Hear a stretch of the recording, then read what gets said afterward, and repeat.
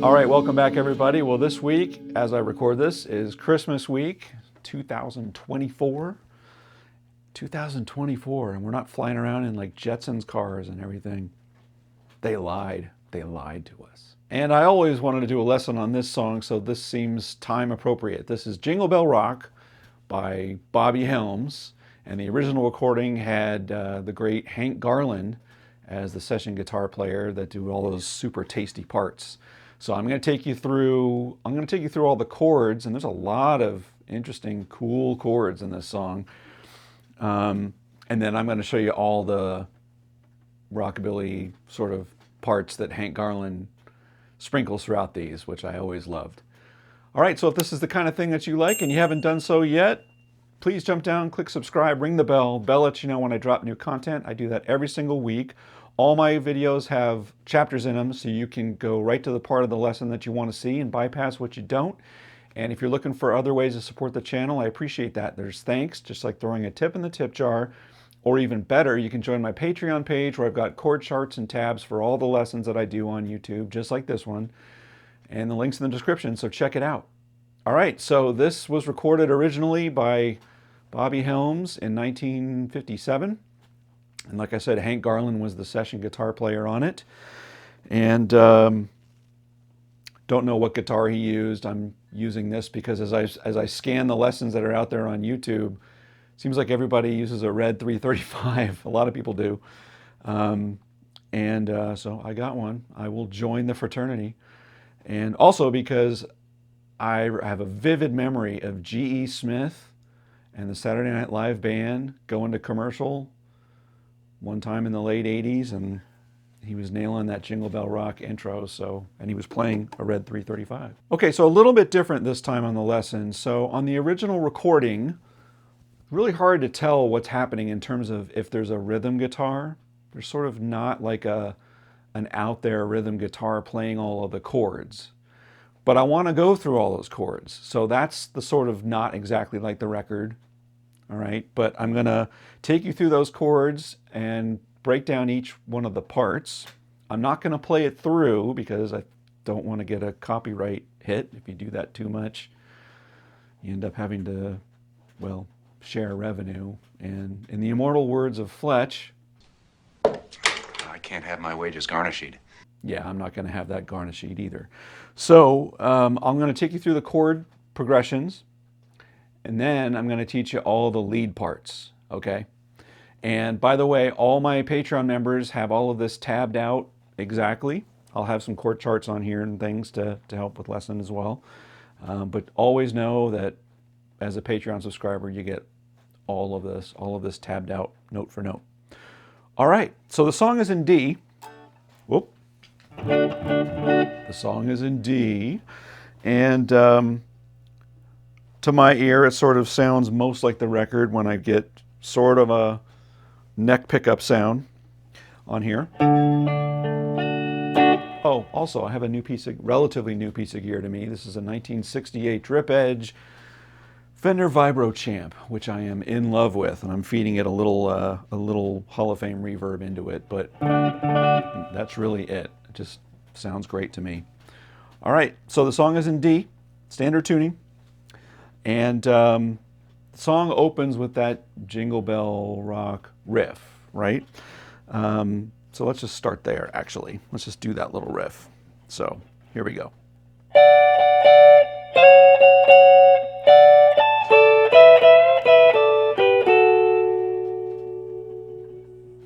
That's version 1, how to play it.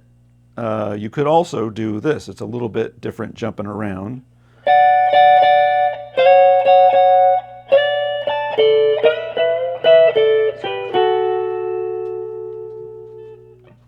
Right? That's the little different way. Versus.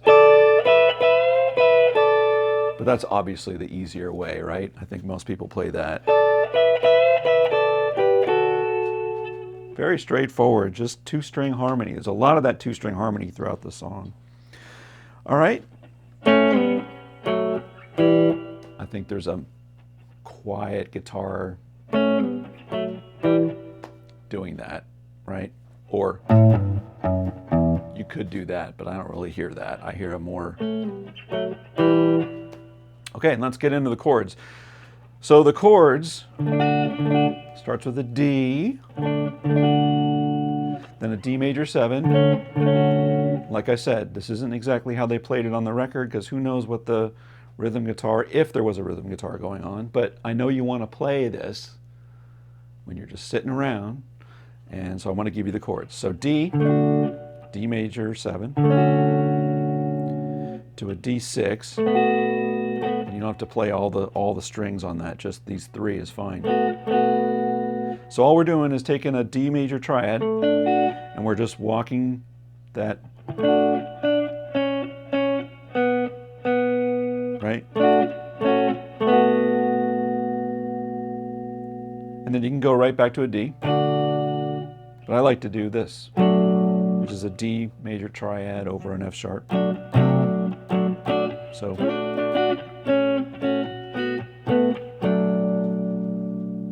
right? You could do that, or end on a normal T. Then we're gonna, the next part moves from a D to a D sharp diminished, E minor 7, A dominant 7. And then you just bounce back and forth between those E minor 7 and the A7.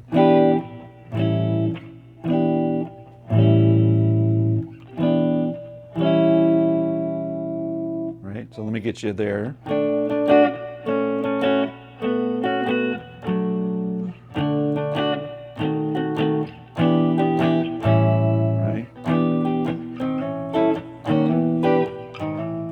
Strum it however you like. Then you get this, which is an A augmented.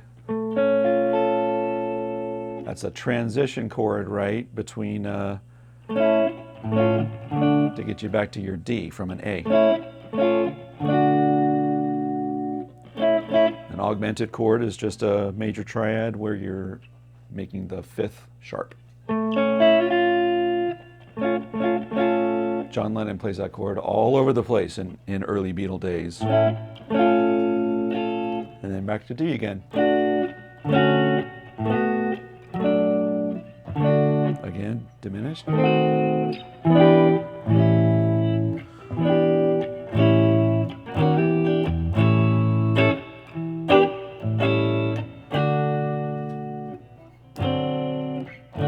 Or maybe a D7. You're going to transition now to a G. And then it's a, whatever that chart says it is, to D. E7, whatever flavor you like. Or this one. And on your A, right? And there's a break. The singer does something like that, right? All right, then this formation. Jingle around the clock or block. B dominant 7. G, G6. G minor 6. Bounce back and forth.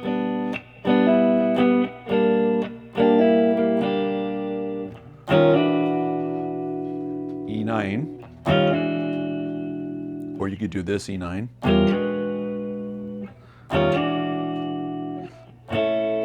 A. Back to your D. And again, right? So just walking through that.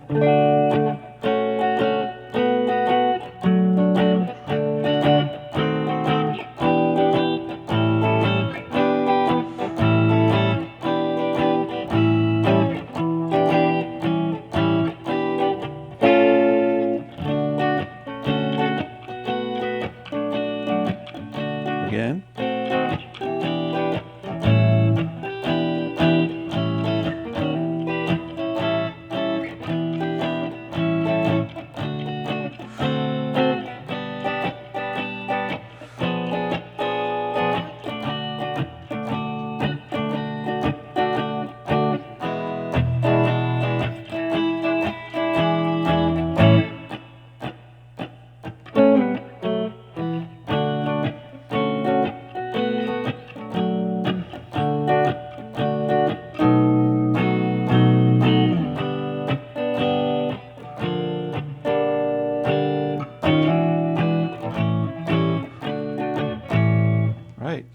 go. So that's the whole formation for the chords. Beautiful. But there's a lot of stuff in there, right? There's diminished chords, augmented chords.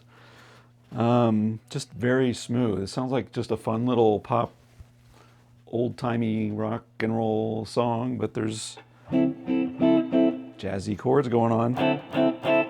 All right, so we learned about the intro. Let's talk about all the other greatness that Hank Garland sprinkles in over that, which always catches my ear since I was a kid. I was like, man, those are just sweet, tasty little things. They don't sound super complicated, but when I sit down and actually try and break it out, it's kind of a lot going on there. That's not super obvious, or wasn't super obvious to me. Okay, so we learned that intro.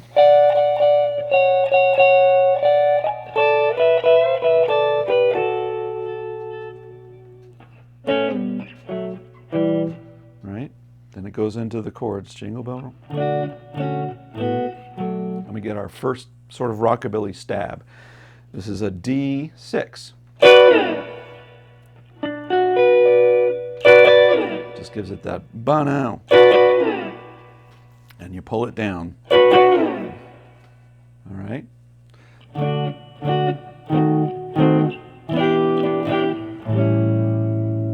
then this great chord, I learned this one from Brian Setzer. I believe it's an A9. Sort of sounds pedal steel, right? Love that. So, and the first time he does this, it's just a double stab with that chord. And the second time he comes back, he just hits that one time. You're just moving your index finger. And then he never does that again for the rest of the song. But why does that work? Well, that works because it's over the A7. And you have a lot of the A7 sort of notes in there. There's your A, there's your major third, there's your dominant 7. But the other note that's not in a normal dominant 7 is that B note. That 2 or the 9, whatever you want to call it. Right? And then, so that works over the A7. But why does this work? Because he hits that stab when it's going, remember it's going back and forth between the E minor 7 and the A7.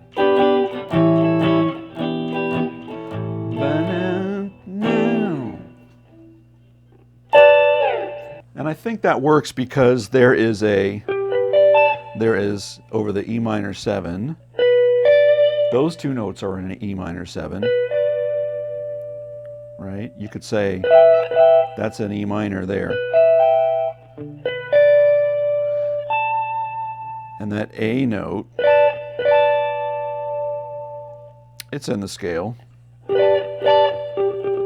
you have that G note in the scale. That's the note that makes an E chord minor. So anyway, I just thought that was cool. I don't see that on the other tutorials. He catches that just once. All right, and then our transition chord and that. All the other times he just does this. In the frosty air. Then nothing for a little bit.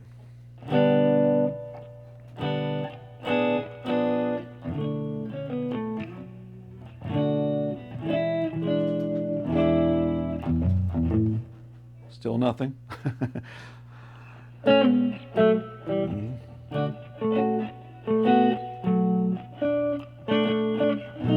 All right, now there's two times he does this transition. Like he does this once in over the B7, and then he does it once coming out of the vocal solo section, right?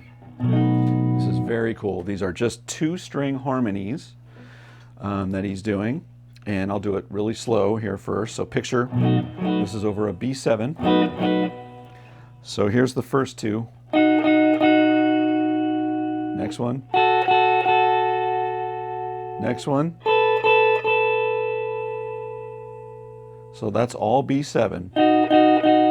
You know, part of your B7 chord. Just going up that 7th scale. Then this one. That one works just like this is a B7, you know.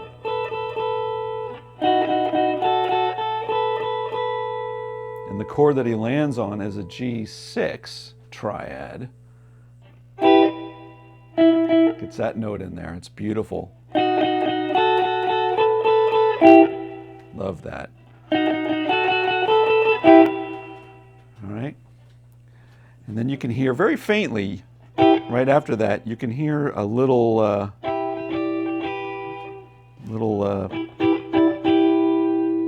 playing around either there or,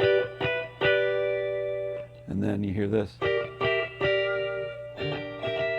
Like that little sort of light touch is going on. That's why I don't know if there was like a whole track of rhythm guitar and it's sort of brought down in the mix and it sneaks back in and all of these were overdubbed. I don't know. I have no idea. But you can sort of hear that pop up, right? So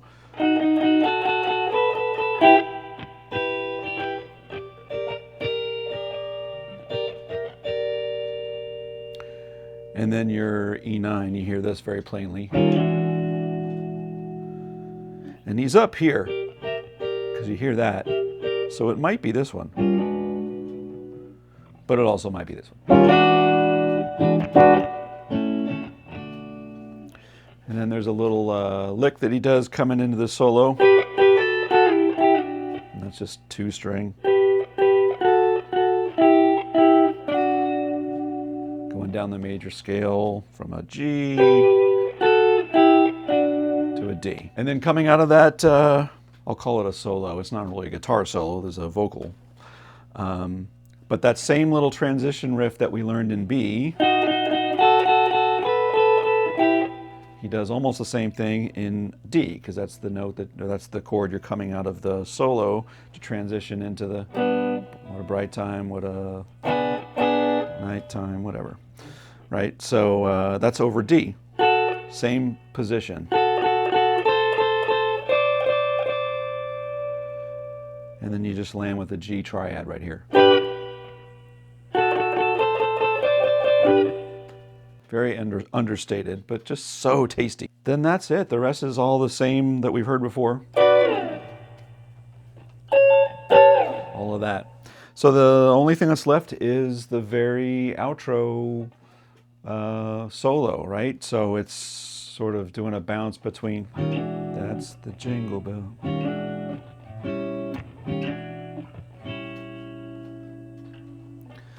And then the last little riff on the outro, it's different than the intro one. Slightly. But it goes like this.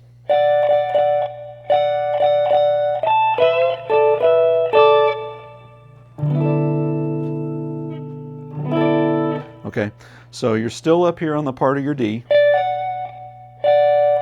You're not doing that. You're just sticking with that to the last possible part, and you're gonna sneak in that little note at the top. And he might do that instead of, it's hard to tell which one he does.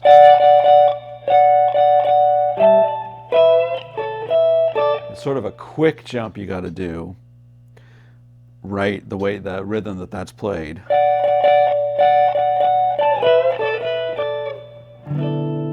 I know the last chord that he plays is this one. So you would think that he pulls down, that he does it there. But again, he could do it up here.